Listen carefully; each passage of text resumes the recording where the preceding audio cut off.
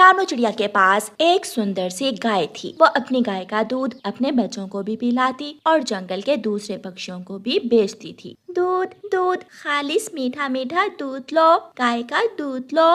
कालू जी, अगर किसी तरह रानू चिड़िया की गाय दूध देना बंद कर दे तो फिर ही मेरा धंधा चल सकता है। गौरी, रानू चिड़िया खालिस दूध बेचती है, हमारा पानी वाला दूध कौन लेगा? मैं थोड़ी ऊंची आवाज लगाती हूँ।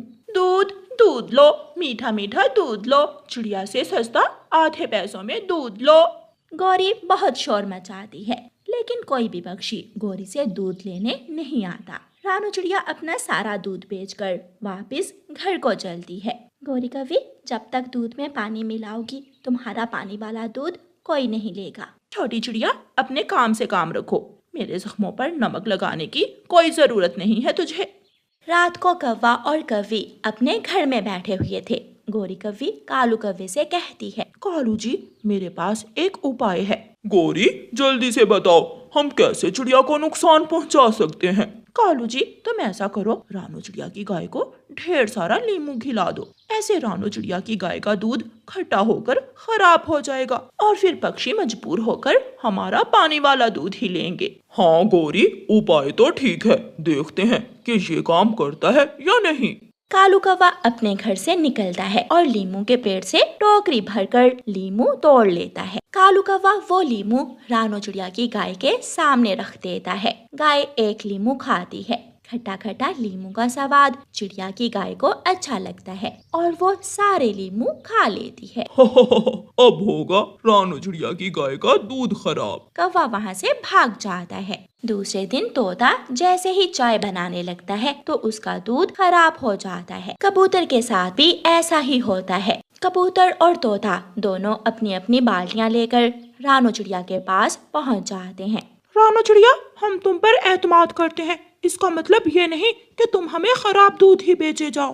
तोते और कबूतर, आपको जरूर कोई गलत फहमी हुई होगी, मेरा दूध खालिस है। हम आज के बाद गौरी कव्वी से दूध लेंगे। दोस्तों, सब चलो सब चलो, सब गौरी कव्वी से दूध लो, रानू चिड़िया का दूध खराब है। कबूतर की बात सुनकर सारे पक्षी गौरी कव्वी की दुकान की तरफ चले जाते हैं। ये क्या हो रहा है? मेरे दूध में ऐसा क्या है जो पक्षी मेरा दूध नहीं ले रहे? मिलेगा मिलेगा, सबको दूध मिलेगा। कालू कालू, डाल 2 गिलास पानी के। और गौरी सामने पक्षियों को दूध दे रही थी और पीछे कालू कौवा जितना दूध कम होता उसमें उतना ही पानी मिलाया जा रहा था। शाम तक गौरी कव्वी का सारा दूध ही बिक जाता है। घर जाकर आज गौरी कव्वी और कालू कौवा बहुत खुश थे। 1 2 3 4, कालू कालू जी, आज तो पूरे 500 रुपए का मुनाफा हुआ है, पूरे 500 का। अगर ऐसे ही चलता रहा तो देखना, एक दिन चिड़िया ये जंगल छोड़कर ही भाग जाएगी और फिर इस जंगल और दूसरे जंगल के सभी पक्षी हमसे ही पानी वाला दूध लेकर जाया करेंगे। आधी रात को कालू कौवा फिर से उठता है और चिड़िया की गाय को लीमू खिला देता है। चिड़िया की बात समझ में नहीं आ रही थी कि उसका दूध खराब क्यों हो रहा है। जब चिड़िया शाम को अपने घर जाती है तो घास ऐसे ही पड़ी थी। गाय अपनी मालकिन की तरफ देख रही थी। चिड़िया अपनी गाय के पास जाती है। मेरी प्यारी गाय, क्या बात है, आज आपने घास नहीं खाई? मालकिन, मेरा गला खराब है, घास खाती हूँ तो गले में दर्द होता है। ऐसा क्या खा लिया मेरी गाय ने? रात को एक कौवा मुझे पीले पीले फल देकर जाता है जिनका स्वाद खट्टा होता है। मुझे वो अच्छे लगे और मैं खा लेती हूँ। शायद उन फलों की वजह से ही मेरा गला खराब हुआ है। पागल गाय, वो तो लीमू होते हैं। इसका मतलब मेरा दूध भी इसीलिए कल से खराब हो रहा है। गाय गाय, अगर आज वो कौवा आए तो उसे मज़ा ज़रूर चखाना। मैं तुम्हारी रस्सी खोल देती हूँ। मेरा गला उस कौवे की वजह से खराब हुआ, मैं छोड़ूंगी नहीं उस कौवे को। रानू चिड़िया अपनी गाय की रस्सी खोल देती है।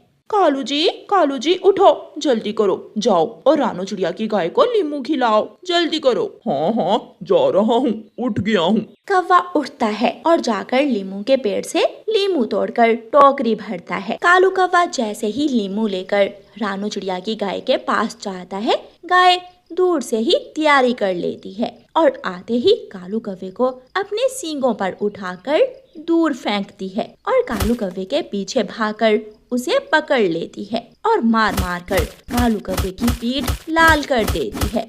कालू कौवा आधी रात को मार खाकर घर जाता है। हाय हाय, मर गया, गौरी मर गया, मुझे बहुत मारा है, रानो चिड़िया की गाय ने मुझे बहुत मारा है।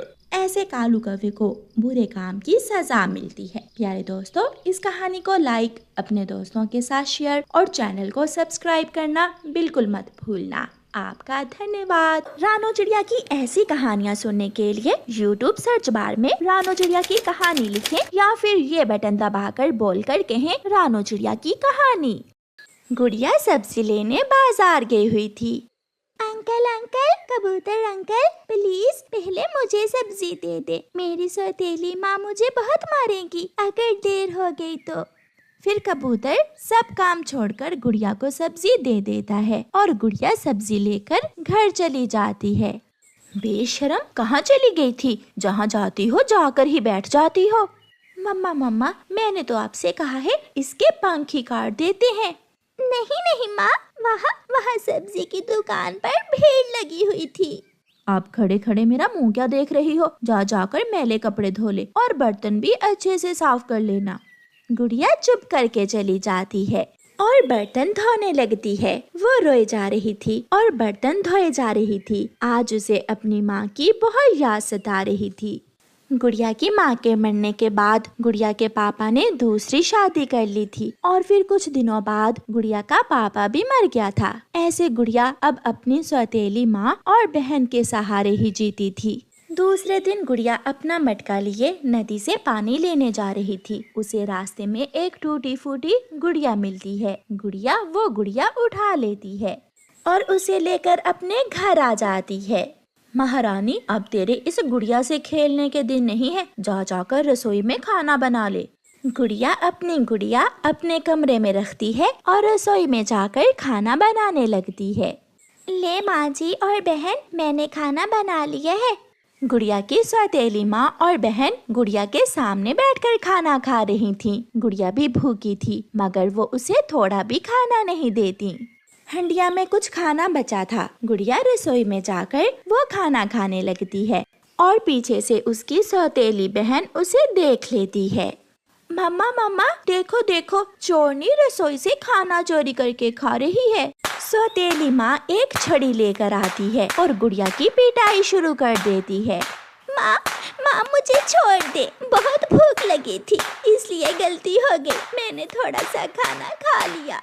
मम्मा, इसे इसके कमरे में बंद कर देते हैं ताकि इसे पता चले कि चोरी करना बुरी बात है।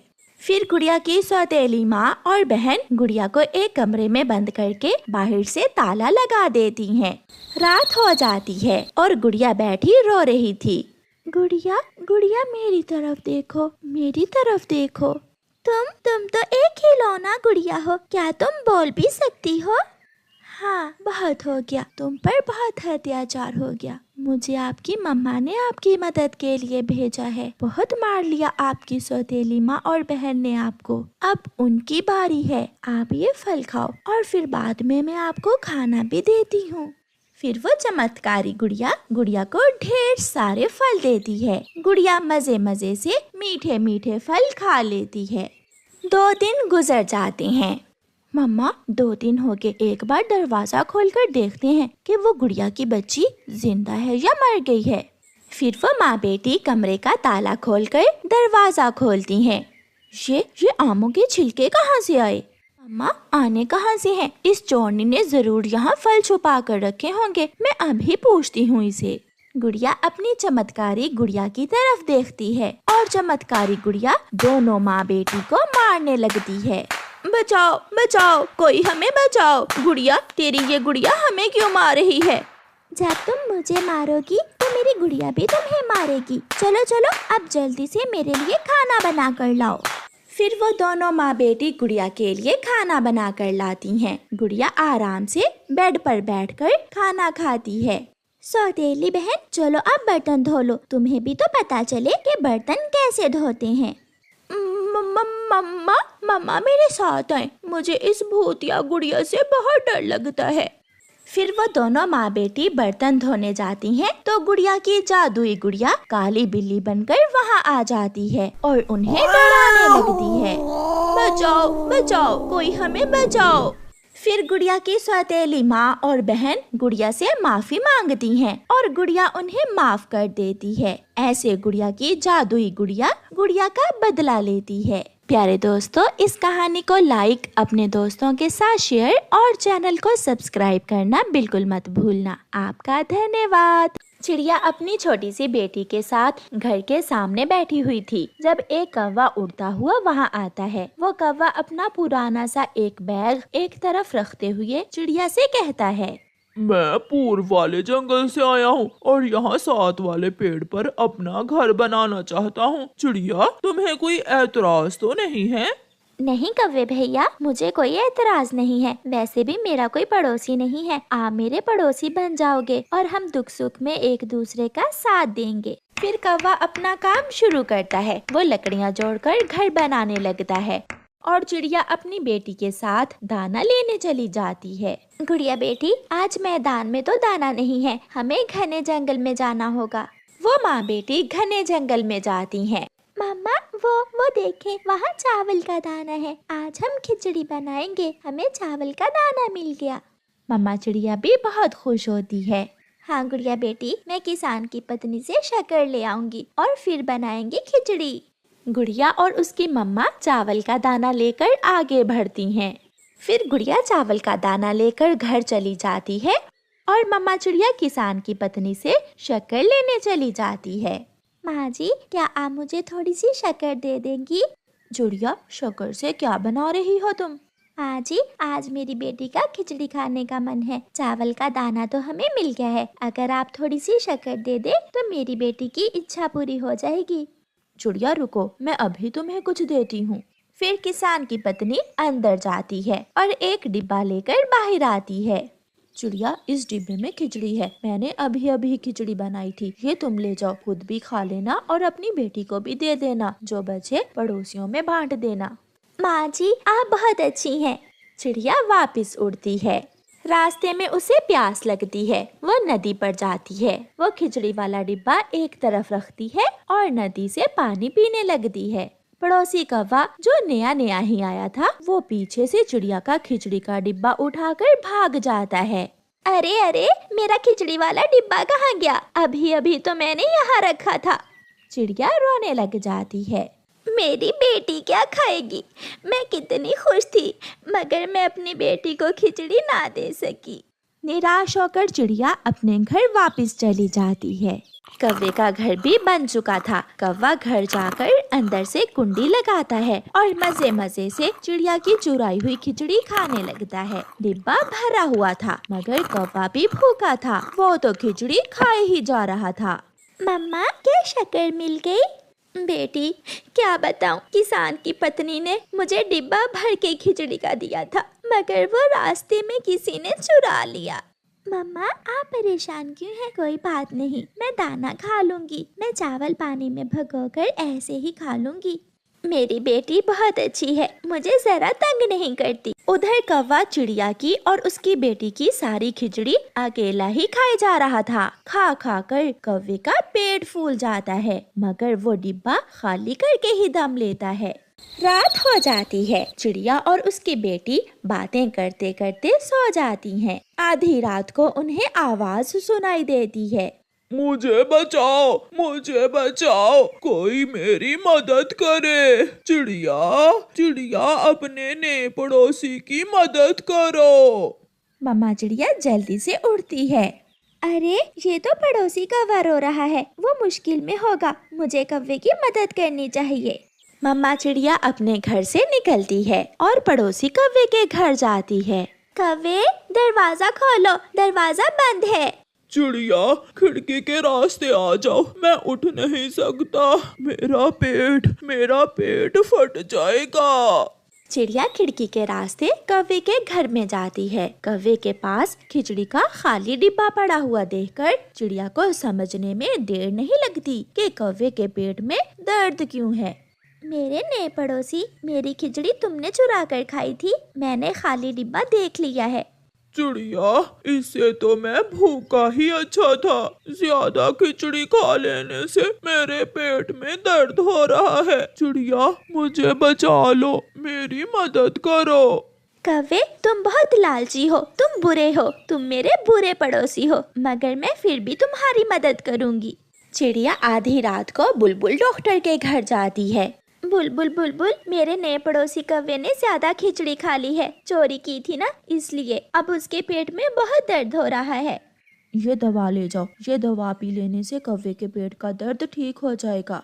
चिड़िया जल्दी जल्दी वापस जाती है और दवा के 2 कतरे कौवे को पिलाती है। थोड़ी देर बाद कौवे के पेट का दर्द ठीक हो जाता है।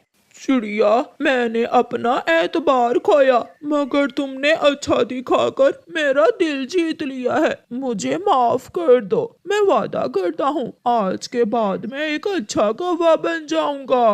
कौवे, मेरे नए पड़ोसी, अगर तुम मेरी खिचड़ी चोरी ना करते तो फिर भी तुझे खिचड़ी मिलनी थी, मगर इतनी जिसे खाकर तुम्हारे पेट में दर्द ना होता। फिर चिड़िया अपने घर चली जाती है। मम्मा, कौवे अंकल के पेट में दर्द क्यों था? गुड़िया बेटी, कौवे ने ही तो मेरी खिचड़ी चुरा कर खाई थी और अब उसकी दवा भी मुझे ही ला कर देनी पड़ी। ये सुनकर गुड़िया हंसने लगती है। प्यारे दोस्तों, इस कहानी को लाइक, अपने दोस्तों के साथ शेयर और चैनल को सब्सक्राइब करना बिल्कुल मत भूलना। आपका धन्यवाद।